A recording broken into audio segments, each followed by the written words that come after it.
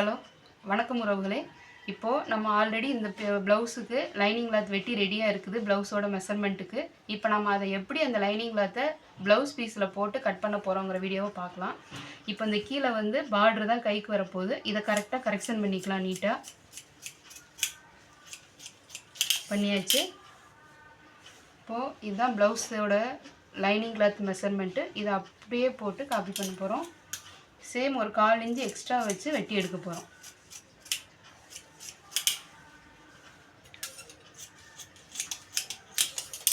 இது சில பேர் வந்து கரெக்டாக வெட்டி எடுத்துப்பாங்க. வெட்டி எடுத்துகிட்டு சின்ன ஏதாச்சும் ஆல்ட்ரேஷன் வரும்போது இங்கே துணி அங்கே இழுத்து அங்கே துணி இழுத்துட்டு இருப்பாங்க. அந்த பிரச்சனையே நமக்கு வேண்டாம். லைனிங் நமக்கு கரெக்டான அளவு இருந்தால் போதும்.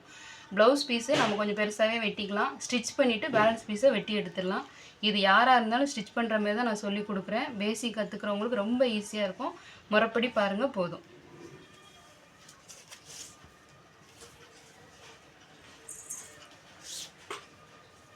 இப்போது ஸ்லீவ் எடுத்து வெட்டி முடிச்சாச்சுங்க.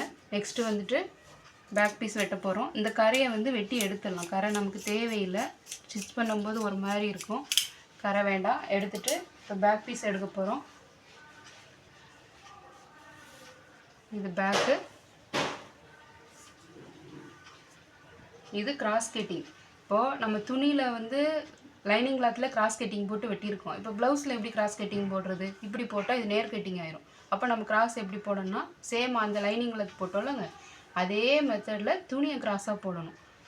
புரியுதுங்களா? இப்போ இது நேராக இப்படி வச்சு போட்டோம்னா இது நேர் கட்டிங்கு. நம்ம தேவை வந்து கிராஸ் கட்டிங். அப்போ என்ன பண்ணணும்? துணியை அப்படியே லைனிங் கிளாத்தை கிராஸில் போட்டுறணும்.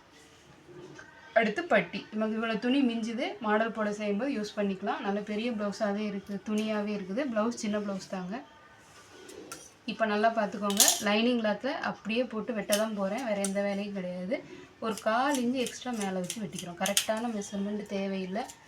ஒரு 1/4 இன்ச்சு.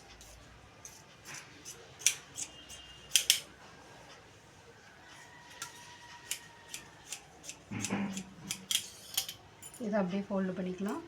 பேக் பீஸ் முடிஞ்சிச்சு. இப்போ நல்லா பாருங்கள். துணியை வந்து நான் கிராஸில் போட்டிருக்கிறேன். கிராஸ் கட்டிங்கை பொறுத்தளவுக்கு துணி நம்ம நேரில் போட்டுட்டு லைனிங் கிளாத்தை கிராஸில் போட்டுட்டு வெட்ட போகிறோம். எல்லா பக்கமுமே ஒரு 1/4 இன்ச்சு எக்ஸ்ட்ரா வச்சு வெட்டிக்கோங்க. நம்ம ஸ்டிச் பண்ணி முடிச்சுட்டு பேலன்ஸ் பீஸை கட் பண்ணி வெளியே எடுத்துடலாம். அதனால் ஒன்றும் தப்பு கிடையாது. கரெக்டாக எடுத்துகிட்டு அங்கேயும் இங்கேயும் போட்டு குழப்புறதுக்கு இது ரொம்ப ஈஸியாக இருக்கும்.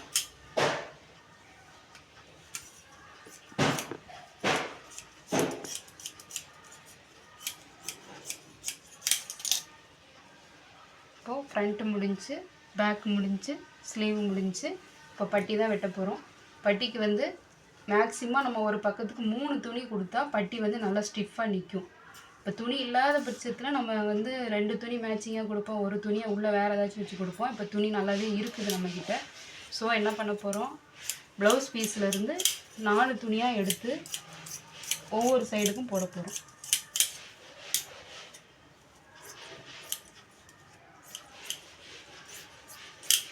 இப்போ பாருங்கள், லைனிங் துணி 2 இருக்குது. ப்ளவுஸ் பீஸோட வெட்டினது வந்து 4 இருக்குது. இப்போ நம்ம இதை என்ன பண்ண போகிறோம்? 2 சைடு பட்டிக்கு வந்துட்டு இப்படி வந்துடும். புரியுதுங்களா? ஒரு பக்கத்துக்கு 3 இது வர்ற மாரி கணக்கு. ஆக என்ன ஆகும் அப்படின்னா பட்டி வந்து நமக்கு ஸ்டிஃபாக நிற்கும். கை தூக்குனாலும் நமக்கு எந்த டிஸ்டர்பன்ஸ் இல்லாமல் இருக்கும். புரியுதுங்களா? இப்போது பட்டியும் எடுத்தாச்சு. ப்ளவுஸை பொறுத்தளவுக்கு பேக்கு, ஃப்ரண்ட்டு, ஸ்லீவு, பட்டி இந்த 4மே நம்ம பக்காவாக எடுத்தாச்சு. இப்போது அந்த சாரீக்கு இதுதான் வந்து மாடல் போடுறதுக்கு ஒரு பீஸ் கட் பண்ணி வச்சுருக்கிறேன். இப்போ இதை மாடல் போடும்போது போட்டுட்டு அந்த வீடியோவை நான் உங்களுக்கு அப்லோட் பண்ணுறேன். தேங்க்யூ.